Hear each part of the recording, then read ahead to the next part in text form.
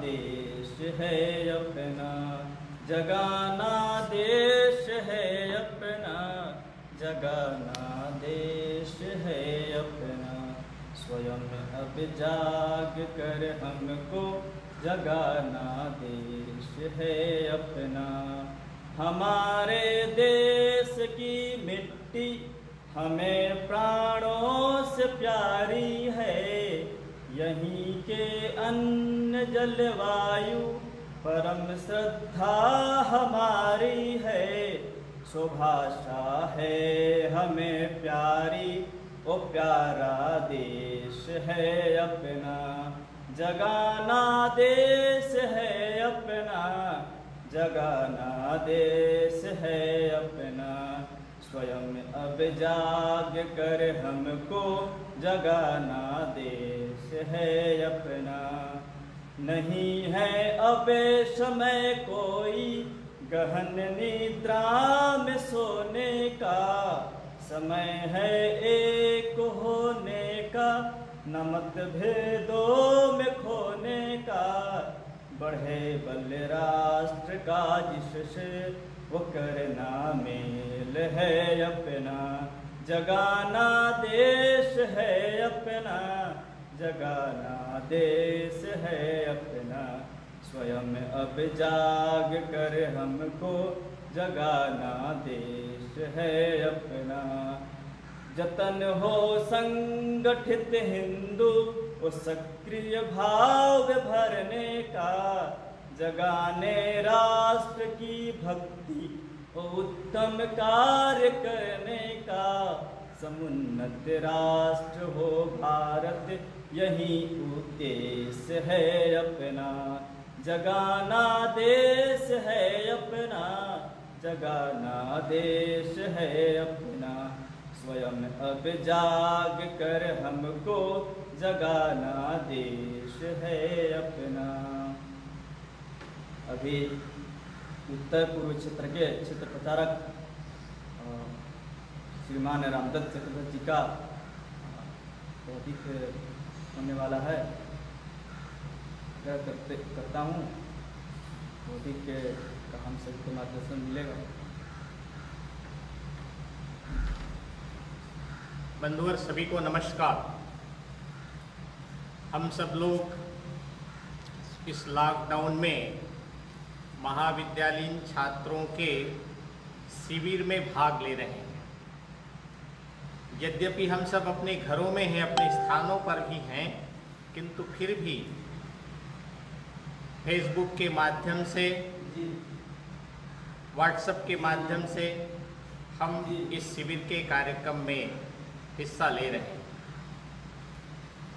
सुबह के समय में अपने राष्ट्रीय स्वयंसेवक संघ के माननीय सहस्त्र कार्यवाह आदरणीय दत्तात्रेय होसबोले जी का मार्गदर्शन भी हम लोगों को प्राप्त हुआ होगा। बंधुओं, इस लॉकडाउन में हम सब लोग सरकार के दिशा निर्देशों का पालन करते हुए एक सामाजिक दूरी बनाए रखकर स्वयं को स्वस्थ रखते हुए, स्वयं को संक्रमण से बचाते हुए और भी अन्य बंधुओं को संक्रमण से बचाने में सहयोग करते हुए हम अपने कार्य में लगे होंगे।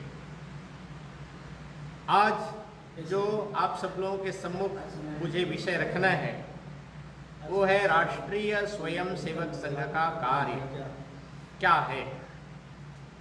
बंधुओं, हम सभी जानते हैं कि किसी भी संगठन का कार्य उसके लक्ष्य के अनुरूप ही होता है। राष्ट्रीय स्वयंसेवक संघ के प्रार्थना जो हम करते हैं उसमें राष्ट्रीय स्वयंसेवक संघ का लक्ष्य क्या है यह बताया गया है। उसमें अंत में कहा गया है, परम वै भवन नेतु मेतत् स्वराष्ट्रम। हम अपने इस राष्ट्र को सर्वांगीण उन्नति के शिखर पर ले जाना चाहते हैं। राष्ट्रीय स्वयंसेवक संघ का यह जो लक्ष्य है, उस लक्ष्य को प्राप्त करने के लिए हम सब लोग लगे हुए हैं। स्वाभाविक रूप से प्रश्न उठता है कि परम वैभव का लक्ष्य रखा है, तो परम वैभव यानी क्या? तो हम सब जानते हैं, अपने देश के एक सुप्रसिद्ध कवि हो गए राष्ट्र कवि मैथिली शरण गुप्त।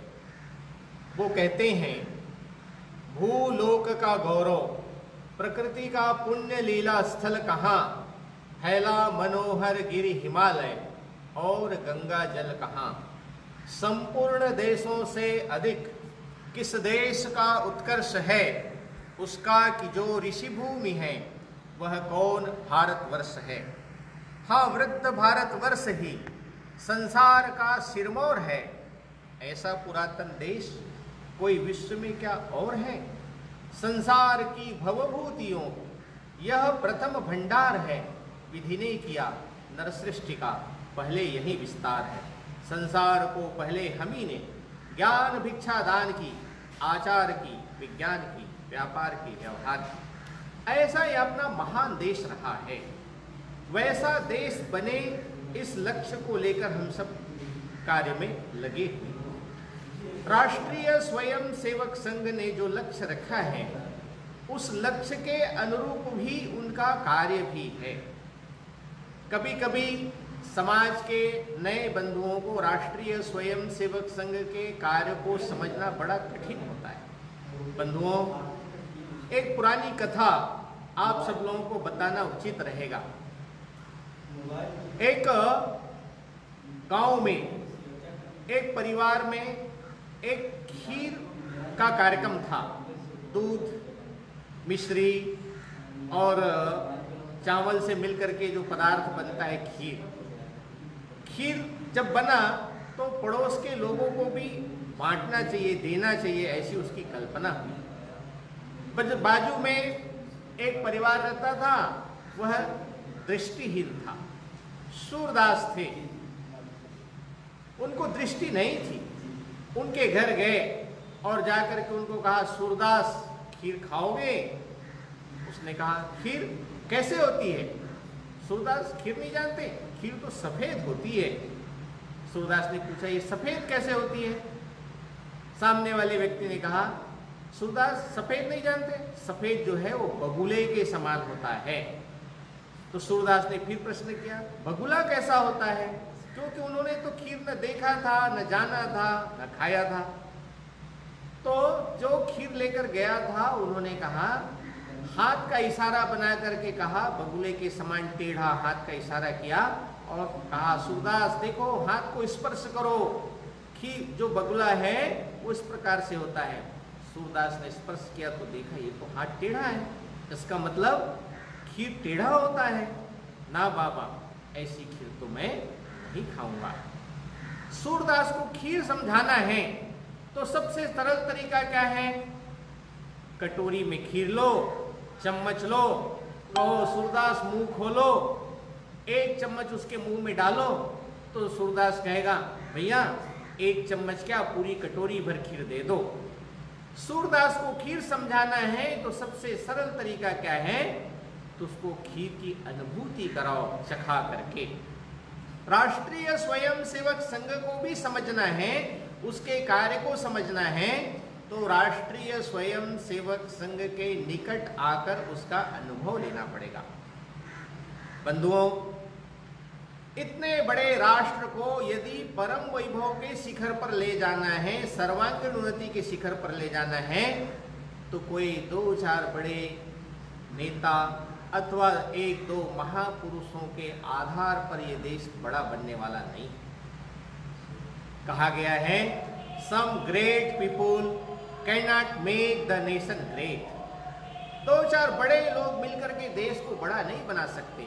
तो greatness of common people always make the nation great. सामान्य नागरिक अच्छा होना चाहिए।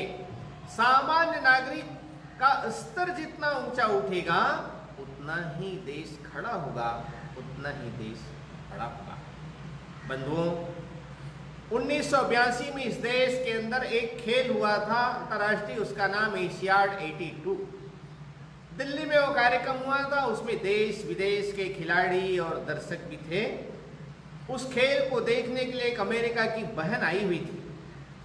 अमेरिकी बहन ने खेल का कार्यक्रम महीने भर चला, उसको देखने के पश्चात उसके मन में विचार हुआ कि भाई मेरी सहेली रहती है कलकत्ता में, क्यों न कलकत्ता जाकर मिलाऊं।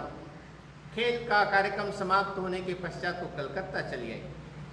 कलकत्ता जब गई तो वहां आसपास के लोग उसको देखने के लिए एकत्र हो गए। विदेशी युवती को जिसके घर में रुकी थी, उसने सोचा कि इतने लोग जब आ ही रहे हैं मिलने के लिए तो एक चाय पान का कार्यक्रम ही क्यों न रख लिया जाए। चाय पान का कार्यक्रम रखा गया। उस अमेरिकन युवती से कई बहनों ने, कई नागरिकों ने प्रश्न किया, आपका अमेरिका कैसा है। उन्होंने कहा हमारा अमेरिका बहुत अच्छा है। फिर अमेरिकन युवती को कहा गया कि आपको हमारा कलकत्ता कैसे लगा। उस युवती ने कहा कलकत्ता भी बहुत अच्छा है। जब और बहुत ही कुरेद करके पूछने की कोशिश की कि कलकत्ता के बारे में कुछ तो बताइए, तो अमेरिका की युवती ने कहा कलकत्ता शहर है तो बहुत अच्छा, लेकिन जगह जगह चौक चौराहों पर गंदगियों का अंबार है, कई जगह दुर्गंध है। तो कलकत्ता की एक बहन का उत्तर था, बहन जी आप जानती नहीं, कलकत्ता की आबादी 90 लाख है। तो अमेरिका की उस युवती ने तपाक से उत्तर दिया, कलकत्ता की इस गंदगी को दूर करने के लिए और कितने लाख लोग चाहिए। सवाल इस बात का है, लोग तो हैं, लेकिन लोग कैसे हैं। राष्ट्रीय स्वयंसेवक संघ का जो कार्य है वो इस देश की जनसंख्या को एसेट्स में बदलने का काम है। यदि इस देश की 135 करोड़ जनसंख्या यदि एसेट्स में बदल जाए, इस देश का सामान्य नागरिक अच्छा हो जाए, उपयोगी हो जाए, देश के लिए काम करने वाला बन जाए, तो देश को सर्वांगीण उन्नति के शिखर पर जाने से कोई नहीं रोक सकता। इसी को राष्ट्रीय स्वयंसेवक संघ में हमने मनुष्य निर्माण कहा। बंधुओं, मनुष्य के निर्माण करने की बात सामान्य लोगों को समझ में नहीं आती। अरे भाई, मनुष्य का जन्म तो लिया है, फिर मनुष्य कैसे और क्या बनाना है। ग्रीक नामक देश में एथेंस के बाजार में एक दार्शनिक था, उनका नाम था डायोजनेस। डायोजनेस भरी दोपहरी में एथेंस के बाजार में लाखों की भीड़ में एक लालटेन लेकर के निकलता है और पूछता है मुझे मनुष्य चाहिए। लोग कहते हैं इसका दिमाग खराब हो गया है, इतने लाखों लोग हैं, इतनी भीड़ है, फिर भी पूछ रहा है मनुष्य चाहिए, मनुष्य कहाँ मिलेगा। लोगों ने जब इस प्रकार का प्रश्न किया डायोजनेस नाम के दार्शनिक को, इतनी भीड़ है फिर भी आप मनुष्य खोज रहे हो, क्या बात है, ये मनुष्य नहीं है। तो डायोजनेस नाम के दार्शनिक ने कहा, get out, I want a man not pygmies. मुझे सही अर्थों में मनुष्य चाहिए, मुझे ऐसे बौने लोग नहीं चाहिए। अर्थात मनुष्य भी बनाना पड़ता है। स्वामी विवेकानंद जी भी कहते थे, I want a man with capital M. मुझे भी मनुष्य चाहिए, कैपिटल एम वाले मनुष्य चाहिए। राष्ट्र कवि मैथिली शरण गुप्त भी कहते हैं, मुझे भी मनुष्य चाहिए। वे कहते हैं, करते हैं हम पतित जनों में बहुधा पशुता का आरोप, करता है पशु वर्ग किंतु क्या, निज निसर्ग नियमों का लोप। मैं मनुष्यता को सुरत्व की जननी भी कह सकता हूँ, किंतु पतित को पशु कहना मैं कभी नहीं सह सकता हूँ। यदि आदमी रास्ते से गिर गया है, उसको पशु कहना, ये पशु का भी अपमान करना है, क्योंकि पशु भी प्रकृति के निसर्ग के नियमों का कभी उल्लंघन नहीं करता है। जो रास्ते से गिर गया है वो प्रकृति के नियमों का भी उल्लंघन कर जाता है। मैथिली शरण जी कहते हैं, सही अर्थों में कोई मनुष्य है तो उसे तो मैं देवताओं से भी श्रेष्ठ स्थान देने के लिए तैयार हूँ। मैं मनुष्यता को सुरत्व की जननी भी कह सकता हूँ, किंतु पतित को पशु कहना, गिरा हुआ है उसको पशु कहना, ये पशु का भी अपमान करना है। अर्थात मनुष्य भी बनाना पड़ता है। और मनुष्य बनता कैसे है, तो मनुष्य बनता है संस्कारों से बनता है। केवल मनुष्य का जन्म लेने से मनुष्य नहीं बनता, केवल शिक्षा प्राप्त कर लेने से ही मनुष्य नहीं बनता। शिक्षा प्राप्त कर लेने से इंजीनियर, डॉक्टर, वकील बन सकते हैं, किंतु शिक्षा प्राप्त करने से माइकल जैक्सन और कैसलवान भी बन सकते हैं। इसलिए संस्कार देना पड़ता है, तब मनुष्य बनता है। राष्ट्रीय स्वयंसेवक संघ का कार्य है मैन मेकिंग। स्वामी विवेकानंद जी कहते थे man making then nation building, अर्थात यदि राष्ट्र का निर्माण करना है, राष्ट्र की सर्वांगीण उन्नति करना है, तो मनुष्य को बनाना पड़ेगा, मनुष्य को गढ़ना पड़ेगा। इसलिए राष्ट्रीय स्वयंसेवक संघ ने अपने लक्ष्य के अनुरूप अपना कार्य क्या रखा, तो मनुष्य का निर्माण, सामान्य मनुष्य का निर्माण। बंधुओं, इस देश के अंदर जितने भी चिंतक हो गए, जितने भी विचारक हो गए, सबका निष्कर्ष एक है। डॉक्टर एपीजे अब्दुल कलाम कहते हैं कि हमारे देश की दुर्गति क्यों हुई, क्योंकि हमने शक्ति की आराधना छोड़ दी, शक्ति की उपासना छोड़ दी। फिर वे कहते हैं शक्ति कहाँ है, तो क्या सरकार में है? नहीं। सेना में है? नहीं। पुलिस में है? नहीं। तो कहाँ है? तो डॉक्टर कलाम कहते हैं सामान्य नागरिकों के बीच में हो सकती है। लेकिन कैसे नागरिक?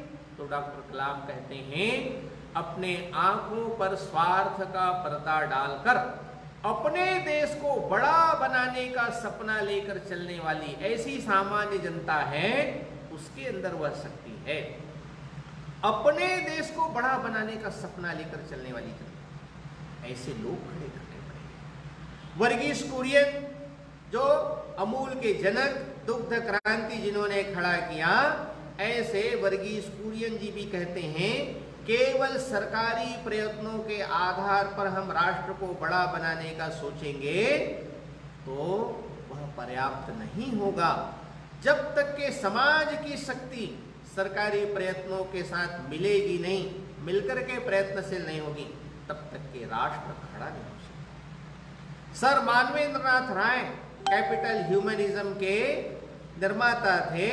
ऐसे साम्यवादी चिंतक वो भी कहते हैं कि सामान्य नागरिकों के सद्गुणों का स्तर जब तक के नहीं बढ़ाएंगे, तब तक के देश बड़ा नहीं होगा, देश खड़ा नहीं होगा। और यही एकमेव रास्ता है, तो यही सबसे लघुतम मार्ग भी है।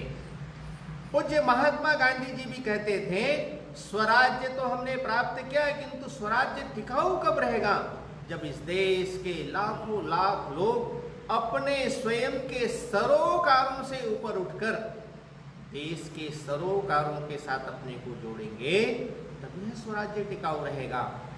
अपने सुभाष बाबू भी कहते थे चमत्कारी जन ऊर्जा को प्रवाहमान बनाकर उसको योग्य दिशा देने वाला कोई प्रभावी संगठन होना चाहिए, जो निस्वार्थ वृत्ति वाला।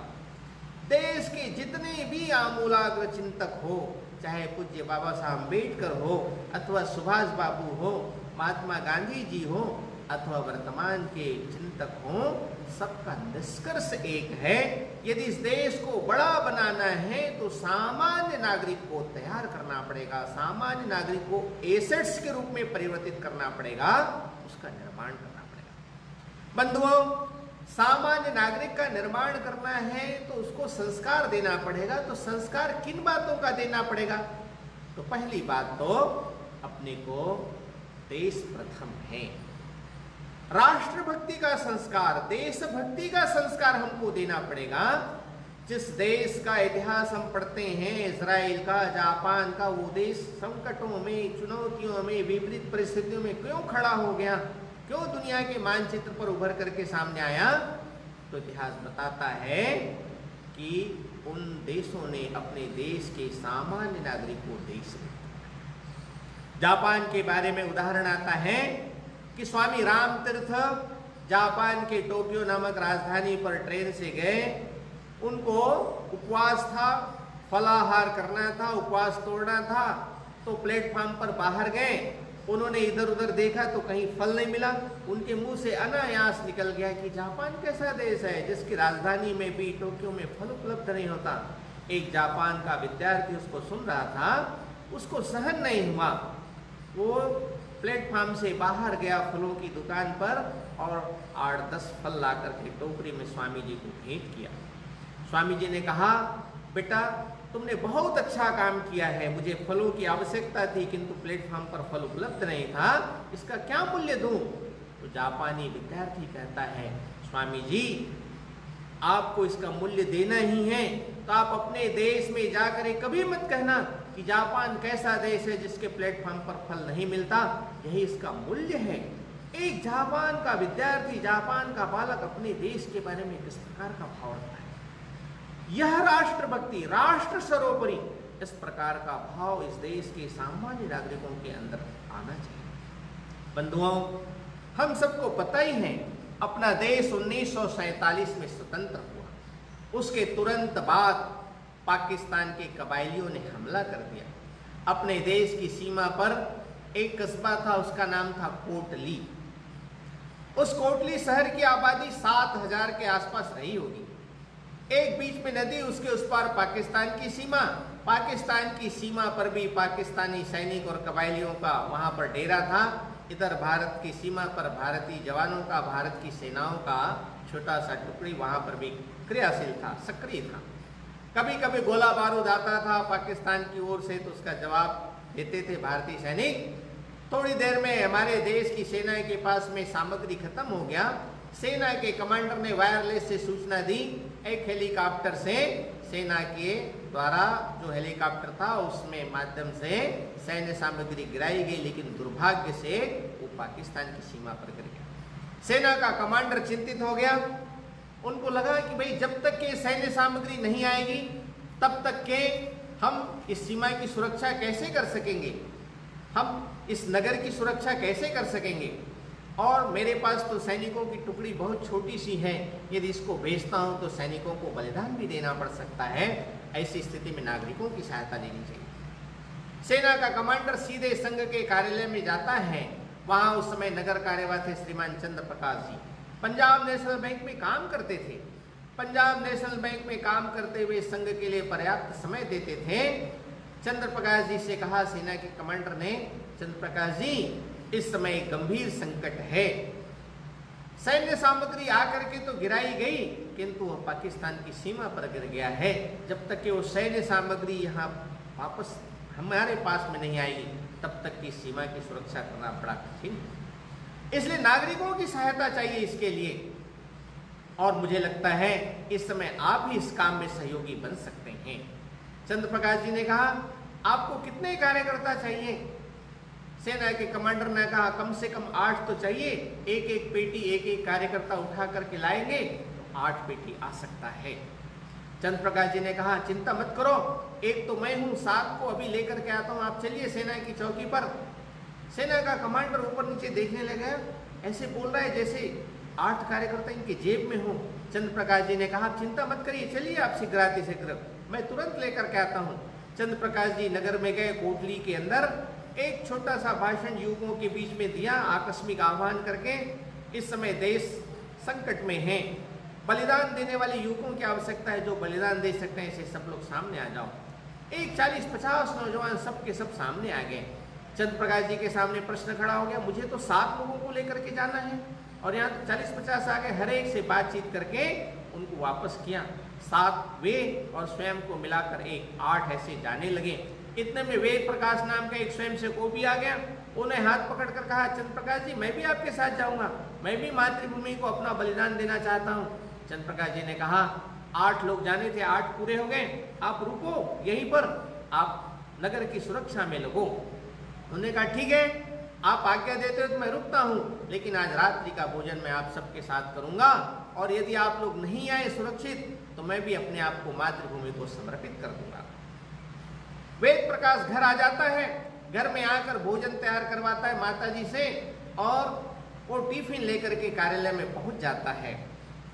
इधर चंद्र प्रकाश जी 7 लोगों को लेकर सेना की चौकी पर पहुंचते हैं। सेना का कमांडर नक्शा, कुछ आवश्यक सामान देकर उसको कहते हैं, देखो बहुत जोखिम भरा काम है, घुटने के बल चलना पड़ेगा, पेट के बल चलना पड़ेगा, बीच में एक छोटी सी नदी भी उसको भी पार करना है, सुरक्षित लाना है वो सैन्य सामग्री। उसी के आधार पर सीमा की सुरक्षा और नगर की सुरक्षा संभव हो पाएगी। चंद्र प्रकाश जी ने कहा, आप चिंता न करें। नक्शा आदि लेकर के वे गए, घुटने के बल, पेट के बल चलते हुए छुपते छुपाते, और जो नक्शा बनाया था वहां पर जाकर वो पेटियां रखी हुई थी, उन पेटियों को पीठ पर बांधा रस्सी से। वे 8 कार्यकर्ता वहां से निकल पड़े। पाकिस्तानी कबायली ऊपर से देख ही रहे थे उन्होंने देखा कि नदी पार कर रहे हैं, पीठ पर कुछ लदा हुआ है, तुरंत फायरिंग शुरू हो जाती है, गोलीबारी शुरू हो जाती है। नदी मुश्किल से पार किया होगा कि चंद्र प्रकाश शहीद हो जाता है गोली लगने के कारण। ये कार्यकर्ता उनके पीठ पर लदी हुई पेटी निकालते हैं और सुरक्षित सेना की चौकी तक पहुंचा आते हैं। फिर ध्यान में आता है, अरे भाई हमारा एक कार्यकर्ता शहीद हुआ है चंद्र प्रकाश जी, उनको वापस लेकर आना है। फिर सातों के सातों कार्यकर्ता आते हैं, चंद्र प्रकाश जी को पीठ पर लाद कर ले जाते हैं। फिर एक गोली आती है, एक दूसरा शहीद हो जाता है, उसको उठाते हैं। फिर आगे बढ़ते हैं, एक तीसरी गोली आता है, एक तीसरा कार्यकर्ता शहीद हो जाता है, फिर उसको उठाते हैं। एक चौथी गोली, एक चौथा कार्यकर्ता शहीद हो जाता है। इस प्रकार एक एक कार्यकर्ताओं की पीठ पर एक एक कार्यकर्ता जैसे ही नगर में पहुंचे, जिन्होंने भी सुना ये समाचार, सब ने अपने काम धंधे दरवाजे बंद करके सब उसके दर्शनों को उमड़ आए। वेद प्रकाश को भी समाचार मिला कि आज अब रात्रि का भोजन मैं इन सब के साथ नहीं कर पाऊंगा। वेद प्रकाश जी ने भी रिवॉल्वर उठाया, धाएं धाएं गोली चला ली स्वयं पर। गोलियों की आवाज सुनकर कार्यकर्ता दौड़े, आसपास के लोग दौड़े। तो वेद प्रकाश के मुंह से भी आखिरी शब्द था, मैं भी मातृभूमि के लिए अपना बलिदान देने के लिए तत्पर हूं, मुझे कौन रोक सकता है। ये घटना नहीं है, ऐसे कितने ही घटनाएं अपने देश में। राष्ट्र प्रथम है, देश सर्वोपरि है, इस बात को अपने जीवन में उतार करके दिखाएं। जम्मू कश्मीर आज जो कुछ भी बचा है, वो जम्मू कश्मीर में भारत की जवान, भारत की सेना जब जहाज से उतरने वाली थी तो वहां पर उतरने की स्थिति नहीं थी। वहां श्रीनगर के अंदर जो विमानतल है वो बर्फ की सिल्लियों से अटा पड़ा था। जम्मू कश्मीर की रक्षा करनी है तो भारतीय जहाज को उतरना बहुत आवश्यक। 500 से अधिक स्वयंसेवक 48 घंटे काम करके वहां श्रीनगर और वहां के जो विमान पट्टी है उसको ठीक किया, तब जाकर के सेना का जहाज उतर सका। आज जम्मू कश्मीर का जो भी हिस्सा बचा है उसको बचाने में, सुरक्षित रखने में संघ के स्वयंसेवकों का बंधुओं, दादरा नगर हवेली आजाद नहीं था। दादरा नगर हवेली में विदेशी झंडा फहरता था। 1954 के अंदर विनायक राव आप्टे पूना के महानगर संघ चालक के नेतृत्व में 100 से अधिक स्वयंसेवक दादरा नगर हवेली को घेर लिए, तब जाकर के 1954 में आजाद हुआ। गोवा 1955 में आजाद हुआ।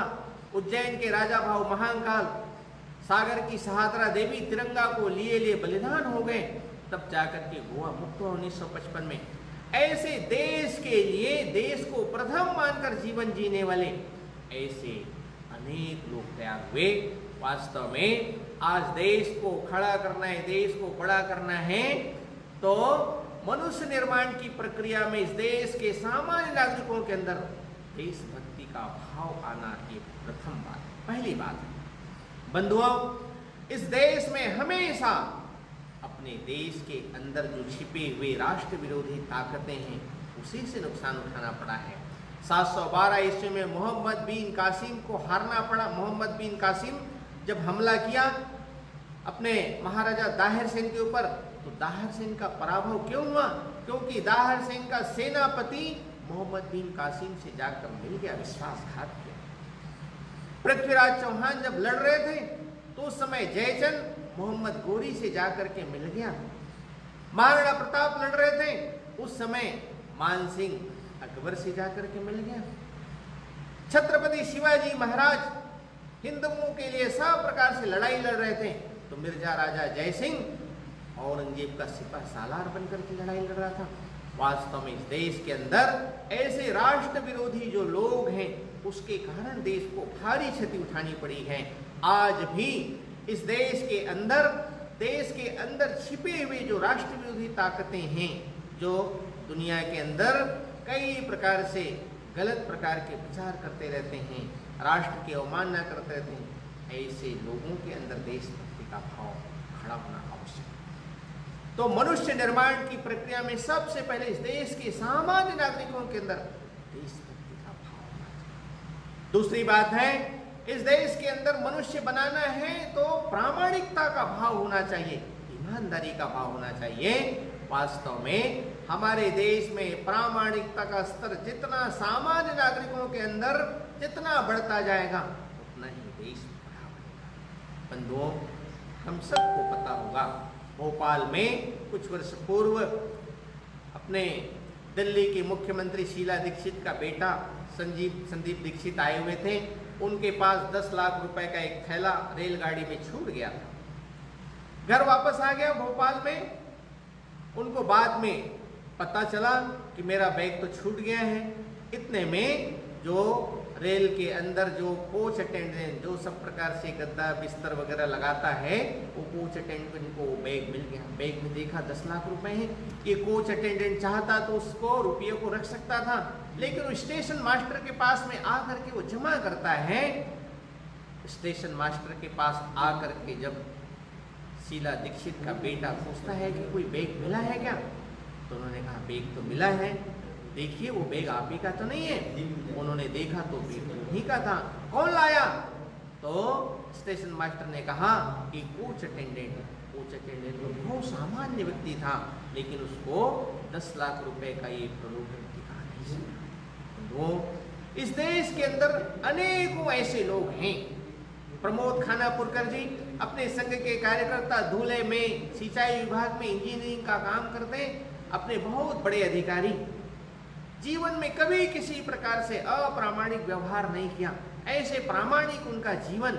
जब सेवानिवृत्ति का काल आया तो एक कांग्रेस के विधायक, उन्होंने कहा प्रमोद जी रिटायरमेंट के बाद, सेवानिवृत्ति के बाद आपकी क्या योजना है? उन्होंने कहा अभी तक दूर दूर नौकरी करता रहा हूँ, अब अपने गांव जा करके सिंचाई विभाग के लिए कुछ काम करूंगा, सिंचाई के लिए जल संधारण के लिए कुछ काम करूंगा। कांग्रेस के विधायक धुले के, उन्होंने कहा क्यों प्रमोद जी, आप इसको भी तो अपना क्षेत्र मान सकते हैं, यहाँ भी तो अपना काम कर सकते हैं, मैं आपको मानधन दूंगा। प्रमोद खानापुरकर ने कहा कि आपका क्षेत्र भी मेरा ही क्षेत्र, मेरे लिए तो पूरा देश है, लेकिन मैं काम करूंगा। मैं तो संघ का स्वयंसेवक हूँ, संघ का कार्यकर्ता हूँ। यदि काम करूंगा, आपको लोग कहेंगे देखो ये आरएसएस वाले जो हैं वो कांग्रेस के विधायक के साथ रखकर काम कर रहे हैं, तो आपको खराब नहीं लगना चाहिए। दूसरी बात है, मुझे पेंशन की राशि मिलेगी, इसलिए और कोई अन्य प्रकार के मानधन की आवश्यकता नहीं है। मैं आपके किसी प्रकार से मानधन का अपेक्षा रखने वाला नहीं हूँ। तीसरी एक बात है, मैं किसी प्रकार से काम करूँगा और सरकारी दफ्तरों में जा कर के यदि किसी काम को कराने के लिए आर्थिक सहायता आदि देना पड़ा, घूस देना पड़ा, तो ये काम मेरे से नहीं हो सकेगा। ऐसी ये 2-3 बातें यदि सत्य के रूप में आप स्वीकार करते हैं, तो मैं इधर भी अपने कार्य क्षेत्र के तौर पर काम करने के तत्पर हूँ। ऐसे प्रामाणिक लोग चाहिए। राष्ट्रीय स्वयंसेवक संघ ने मनुष्य निर्माण के तहत ऐसे प्रामाणिक लोग, जीवन शुद्ध होना चाहिए, शुद्ध जीवन वाले लोग खड़े करना, इसके बारे में प्रयास किया है। आज देश में लाखों कार्यकर्ता ऐसे खड़े। बंधुओं, आज देश में एक प्रकार से प्रामाणिक ऐसे लोगों की संख्या बहुत बड़ी संख्या में, जब इस देश के प्रधानमंत्री महोदय ने कहा कि वे गैस की सब्सिडी छोड़िए गरीबों के लिए, 1 करोड़ से अधिक लोगों ने गैस की सब्सिडी छोड़ दी। अभी तो ये जो जनधन खाता है उसमें पहले कहा जाता था कि 1 रुपये केंद्र से भेजा जाता है तो केवल 15 पैसे पहुंचता है। अभी तो जनधन खाता के माध्यम से 1 रुपये किसी को यदि सब्सिडी दी जाती तो 1 रुपये का 1 रुपये पूरा पहुंचता है। वास्तव में ऐसे सामान्य नागरिक के अंदर प्रामाणिकता का भाव, प्रामाणिकता का विचार आना चाहिए। हम देश के लिए करेंगे, समाज के लिए करेंगे, प्रामाणिकता से करेंगे, यह भाव आना चाहिए। फिर हमारे देश के सामान्य नागरिकों के अंदर निस्वार्थ भाव से समाज की सेवा करने का भाव आना चाहिए। हम किसी प्राप्ति की लालसा से सेवा नहीं करेंगे, ये समाज अपना है, इस प्रकार की संवेदना का भाव रखते हुए सामान्य लोगों के प्रति सेवा भाव इस देश के नागरिकों के अंदर होना चाहिए। बंधुओं, राष्ट्रीय स्वयंसेवक संघ का कार्य सामान्य नागरिकों के अंदर संवेदना जगा करके ये सेवा भाव को खड़ा करने का प्रयत्न भी है। हम सब जानते हैं, जैसा नाम है राष्ट्रीय स्वयंसेवक संघ, स्वयं की प्रेरणा से समाज के लिए सेवा करने वाले लोगों का संगठन।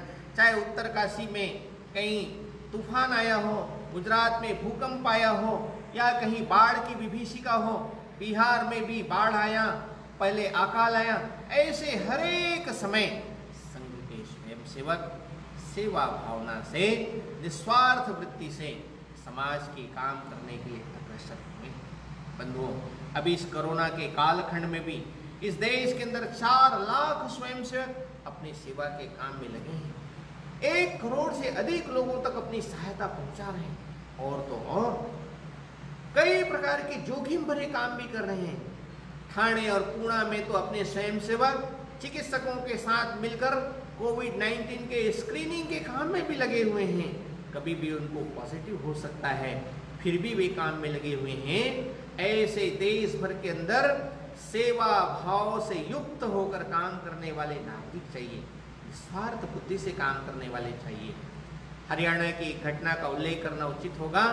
हरियाणा के अंदर एक मंडी डबवाली करके स्थान, वहाँ बहुत बड़ा विद्यालय, एक पब्लिक स्कूल, उस स्कूल में वार्षिक उत्सव हो रहा था, स्नेह सम्मेलन का कार्यक्रम चल रहा था। हजारों लोग थे, सब वहाँ के विद्यार्थियों के माध्यम से सांस्कृतिक संध्या का आयोजन था। उसको देखने के लिए, सुनने के लिए 5000 से अधिक नागरिक अभिभावक एकत्र थे। बड़े बड़े पुलिस अधिकारी, उद्योगपति भी शामिल थे इस कार्यक्रम में। कार्यक्रम चल ही रहा था, शाम का समय था। ऐसे ही कहीं पर एक किनारे शॉर्ट सर्किट के कारण आग की चिंगारी शुरू हो गई। जैसे ही चिंगारी शुरू हुई, एकदम हड़कंप मच गया। जो पुलिस अधिकारी बड़े बैठे हुए थे, एसपी महोदय, जिनको सुरक्षा देखनी चाहिए, उन्होंने कहा पहले मुझे सुरक्षित बाहर निकालो। एक जिस गति से आग फैल रहा था, पूरे उस पंडाल के अंदर भगदड़ सी स्थिति हो गई। कोई किसी के ऊपर गिर रहा है, कोई किसी के ऊपर पड़ रहा है, किसी को सुध नहीं। जिस प्रकार पंडाल में आग फैल रहा था, उसका समाचार उस मंडी डबवाली शहर के अंदर भी फैल रहा था। जैसे अशोक वडेरा नामक एक कार्यकर्ता, नगर के कार्यवाह, उनको समाचार मिला, वो तुरंत आओ देखा न ताओ, कंबल ढका और 2-4 अन्य स्वयंसेवकों को जानकारी देते हुए उस पब्लिक विद्यालय, पब्लिक स्कूल के पास पहुंच गया। लोगों को सब प्रकार से बाहर निकालने के काम में जुट गया। बाकी लोग तो भाग रहे थे अपनी जान बचाकर, किंतु अशोक वडेरा उस संकट में भी लोगों को बाहर निकालने की सेवा के काम में लगे थे। निकालते निकालते सांस फूल गई, दम फूल गया। बाद में बाहर निकल करके थोड़ी शुद्ध हवा लेने की कोशिश की। इतने में बच्चे के रोने की आवाज आई। वो समझ गए कि बच्चा कोई फंसा हुआ है। फिर से अंदर गए और निकालते निकालते आग में स्वयं को समर्पित कर डाले। बाद में जब लोग अपने अपने परिजनों को ढूंढने के लिए आए, तो अशोक वडेरा की पत्नी भी टार्च लेकर के, क्योंकि शाम हो चुका था, उसको देखने के लिए आई। देखते देखते एक एक स्थान पर जाती थी, हाथ उठा करके देखती थी और रख देती थी शवों को। एक स्थान पर जा करके हाथ उठा करके देखती हैं और कहती हैं, ये मेरे पति का शव है। लोग बात कहते हैं, अरे भाई यहाँ तो किसी को पहचान पाना मुश्किल है, तुम्हें कैसे पता चला कि तुम्हारे पति का शव है? अशोक वडेरा की पत्नी कहती हैं, 4 महीने पूर्व ही मेरा विवाह हुआ है। मैंने अपने पति को हाथों में, उंगलियों में जो छल्ला धारण कराया है, वो उनके हाथों में विद्यमान है। उसी के आधार पर मैं पहचान पा रही हूँ ये मेरे पति का शव है। बाद में अशोक वडेरा को वीरता के सम्मान से राष्ट्रपति महोदय के द्वारा सम्मानित किया गया। मरणोपरांत ये अलग विषय है, किंतु सेवा करना है तो निस्वार्थ भाव से सेवा करना। बाढ़ में लोगों को बचाते बचाते केरल में स्वयंसेवक डूब गए, किंतु उन्होंने परवाह नहीं की। ऐसे स्वयं की प्रेरणा से समाज को अपना मानकर सेवा करने वाले लोग ऐसे खड़े करना, ऐसे निस्वार्थ भाव से समाज सेवा के लिए तत्पर लोग खड़ा करना, यह भी राष्ट्रीय स्वयंसेवक संघ का काम है। बंधुओं, एक और काम राष्ट्रीय स्वयंसेवक संघ का, जाति पाति छोटे बड़े का भेद वह दूर होना चाहिए, छुआछूत दूर होना चाहिए। समाज के अंदर एक रस्ता का भाव खड़ा होना चाहिए। इस सामाजिक विषमता ने अपने देश का बहुत बड़ा नुकसान किया है। राष्ट्रीय स्वयंसेवक संघ के कार्यकर्ता अपने घरों से प्रारंभ करके छुआछूत का भाव दूर करने का हर संभव प्रयास करते हैं। अपने छत्तीसगढ़ प्रांत में मैं बहुत वर्षों तक रहा। एक सेवक राम कुलदीप जिला के कार्यवाह, उनका स्वयं का विवाह था। समाज एक तथाकथित अस्पृश्य समाज से बिलोंग करते थे, तथाकथित अस्पृश्य समाज के कार्यकर्ता थे। बाहर जाते थे तो सब जगह सम्मान, किंतु जिस गांव के वे कार्यकर्ता थे, गांव के लोग थोड़ा उनसे दूरी बनाकर व्यवहार करते थे। सेवक राम कुलदीप ने कहा, भैया मेरी ही विवाह है, मेरा ही शादी होने वाला है, क्या करूं, गांव में कैसे निभेगा? वहां के कार्यकर्ताओं ने कहा आप चिंता मत करो, क्या क्या काम है बताओ। काशी प्रसाद जी तिवारी जो वहां के संघ चालक, उन्होंने अतिथियों के स्वागत का काम लिया। रतन सिंह ठाकुर ने भोजन विभाग संभाल लिया। कोमल सिंह जी विभाग कार्यवाह, उन्होंने और भी कुछ काम संभाल लिए।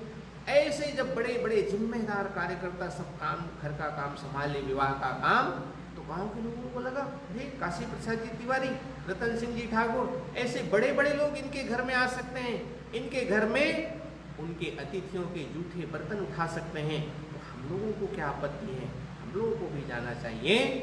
सामाजिक समरसता के भाव को अपने उदाहरण से सिद्ध करने का काम स्वयं सेवकों ने किया। सारे देश भर के अंदर हजारों ऐसे उदाहरण हैं। संघ की शाखा में इस प्रकार छुआछूत नहीं, छोटे बड़े का भेद नहीं रखना, इस प्रकार समरसता का भाव खड़ा करने का काम संघ के स्वयं सेवक करते हैं। संघ का यह भी एक काम है। बंधुओं, एक और भी महत्वपूर्ण काम है अखिल भारतीय दृष्टि। सामान्य नागरिकों के अंदर सारा भारत मेरा अपना है, इस प्रकार का भाव आने की आवश्यकता है। जब उत्तरकाशी में बाढ़ की विभीषिका थी तो बिहार का छोटा सा स्वयंसेवक सहायता के लिए समाज के बीच में जाता है, लोगों से कहता है उत्तरकाशी में बाढ़ आई है, बाढ़ की विभीषिका है, सहायता करिए। लोग पूछते हैं उत्तरकाशी गए हो? नहीं गए हैं। तो फिर तो उत्तरकाशी भी हमारे देश का हिस्सा है। गुजरात में भूकंप आया, स्वयंसेवक सहायता के लिए निकले, तो गुजरात तो गए नहीं, गुजरात देखा नहीं, किंतु फिर गुजरात अपना है। इस प्रकार चाहे उत्तर में हो, दक्षिण में हो, पूर्व में हो, कहीं पर भी देश में विभीषिका आती है, कहीं पर भी देश में चुनौती आती है, सारा देश एक साथ खड़ा होता है। वास्तव में संकट के समय तो देश एक होता है, संकट के समय तो देश सब प्रकार से मिलजुल कर प्रयत्न करता है, किंतु यह काम हर समय होना चाहिए। सारा देश, उसका सामान्य नागरिक हर समय इसी भाव से भावित होकर के काम करने में लगना चाहिए। राष्ट्रीय स्वयंसेवक संघ के मनुष्य निर्माण की प्रक्रिया में ये सब सारी बातें समाहित हैं। एक सामान्य मनुष्य प्रखर देशभक्ति के भाव से युक्त हो, उसके जीवन में राष्ट्र सर्वोपरि हो, नेशन फर्स्ट हो।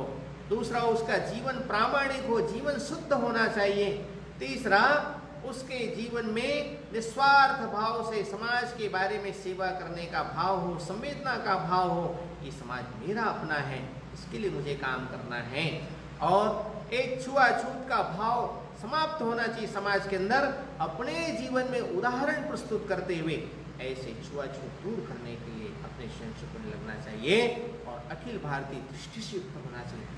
ऐसे गुणों से युक्त सामान्य नागरिक जब खड़े होंगे और ऐसे गुणों से युक्त सामान्य नागरिक संगठित होकर खड़े होंगे, एक सूत्र में जुड़ करके खड़े होंगे, तब जाकर के देश का चित्र बदलेगा। वास्तव में आज सारी दुनिया भारत की ओर आशा भरी दृष्टि से देख रही है। सारी दुनिया भारत को देख रही है। अभी कोरोना के इस विपरीत परिस्थिति में, वैश्विक महामारी की अवस्था में भी भारत एक आशा का दीप बनकर खड़ा हुआ है। 50 से अधिक देशों को सहायता करने वाला ये भारत है। कई प्रकार की सहायता करने में लगा हुआ है। विदेशों में फंसे हुए नागरिकों को वंदे भारत मिशन के तहत उनको सुरक्षित लाने के काम में लगा हुआ है। अन्य देशों के नागरिकों को भी सुरक्षित पहुंचाने के काम में लगा है। ऐसे यह भारत की भूमिका है। इसलिए भारत सब दुनिया के अंदर एक आशा जगाने वाला देश बन गया।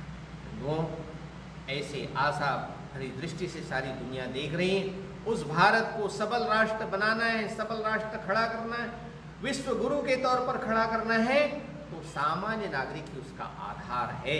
ये सामान्य नागरिक एसेट्स बन जाए, सामान्य नागरिक सही अर्थों में मनुष्य बन जाए, देशभक्ति का भाव, निस्वार्थ वृत्ति का भाव, प्रामाणिकता का जीवन और छोटे बड़े का भेद न रखते हुए सारा देश अपना एक है, इस प्रकार के गुणों से युक्त होकर नागरिक खड़ा होगा तो देश को खड़ा होने में समय लगेगा। और यह करना है तो एक दिन दो दिन से नहीं होगा, लगातार संस्कार देने पड़ेंगे। इसी के लिए राष्ट्रीय स्वयंसेवक संघ ने अपनी कार्य पद्धति के नाते रोज की शाखा का अवलंबन किया है। बंधुओं, ये शाखा रोज 1 घंटे की होती है। उस शाखा में शरीर स्वस्थ हो इसलिए शारीरिक कार्यक्रम, मन अच्छा हो इसलिए बौद्धिक कार्यक्रम, और भारत माता की प्रार्थना। इस प्रकार से 1 घंटे के कार्यक्रम के माध्यम से स्वयंसेवक इन गुणों को संपादित करता है। ऐसे अपने जीवन का उदाहरण रखते हुए समाज जीवन के अंदर प्रेरणा का केंद्र बनता है। सारा समाज के अंदर इस प्रकार का एक अच्छा सकारात्मक वायुमंडल बनता है। हम अपने को ही पहचाने, आत्मशक्ति का निश्चय ठाने, पड़ी हुई जूठी शिकार को सिंह नहीं जाते हैं खाने। एक हाथ में प्रलय, दूसरे में सृजन लिए चलते हैं। आंखों में वैभव के सपने, पग में तूफानों की गति हो। राष्ट्र भक्ति का ज्वार न रुकता है, जिस जिसकी हिम्मत हो। वास्तव में राष्ट्र भक्ति का ज्वार जगाना बहुत आवश्यक है। अंत में डॉक्टर एपीजे अब्दुल कलाम की बात को कहते हुए अपनी बात पूरी करता हूँ। जब डॉक्टर एपीजे कलाम राष्ट्रपति बने तो बहुत से पत्रकार उनको मिलने के लिए गए। पत्रकारों ने प्रश्न पूछने की कोशिश की। डॉक्टर कलाम ने कहा, मैं आपके किसी प्रश्नों का उत्तर नहीं दूंगा। पत्रकारों ने बहुत आग्रह किया तो डॉक्टर कलाम ने कहा, एक ही शर्त है, आपको जितने प्रश्न पूछना है सब एक साथ पूछ लीजिए, फिर आपके सब प्रश्नों का उत्तर मैं दूंगा। पत्रकारों को लगा कि चलो किसी न किसी बहाने डॉक्टर एपीजे कलाम अब जो कुछ न कुछ बोलेंगे, इसलिए प्रश्न पूछना शुरू किया। प्रश्न बहुत सारे थे। आतंकवाद की चुनौती थी, बायोलॉजिकल वेपन्स था, परमाणु युद्ध का खतरा था, आतंकवाद के साथ साथ पर्यावरण का खतरा, जल संधारण की बात, कई सारी बातें थी। डॉक्टर कलाम ने कहा, आपके सब प्रश्न पूरे हो गए? पत्रकारों ने कहा हाँ। डॉक्टर कलाम ने इस देश के पूर्व राष्ट्रपति हो गए। उन्होंने एक बहुत महत्व का वाक्य कहा। उन्होंने कहा, आपके सब प्रश्नों का उत्तर मैं एक वाक्य में देता हूं। उन्होंने वाक्य कहा, you please spiritualize the religion and nationalize the people of our country. इस देश के सारे पंथों को आध्यात्मिक अधिष्ठान पर खड़ा करिए और इस देश के सामान्य नागरिकों को प्रखर देशभक्ति के भाव से भर दीजिए। उसके जीवन के अंदर देश आना चाहिए। दुनिया के राष्ट्रपति भी कहें, हमारे जीवन के अंदर राष्ट्र स्वरूप ही आना चाहिए। राष्ट्र के साथ हम किसी भी प्रकार से धोखा नहीं करेंगे। इस प्रकार का प्रचंड देशभक्ति का भाव, प्रखर देशभक्ति का भाव हर नागरिक के अंदर खड़ा होगा। मैं समझता हूँ कि भारत को खड़ा होने से, भारत को बड़ा होने से दुनिया की कोई ताकत नहीं हो सकती है। आइए हम सब जितने भी कॉलेज विद्यार्थी, तरुण कार्यकर्ता हैं, सब के अंदर इस भारत भक्ति का भाव, प्रखर राष्ट्र भक्ति का भाव जगाने में हम सब लोग कटिबद्ध होकर के जुड़ जाएं और संघ के कार्य को भी बढ़ाने में हम सब संलग्न हो जाएं। निकट से आकर के देखें, निकट से आकर के समझें, तब जाकर के संघ को और अधिक हम गहराई से समझ सकेंगे और उसके कार्य को करने वाला हम योग्य कार्यकर्ता बन सकेंगे।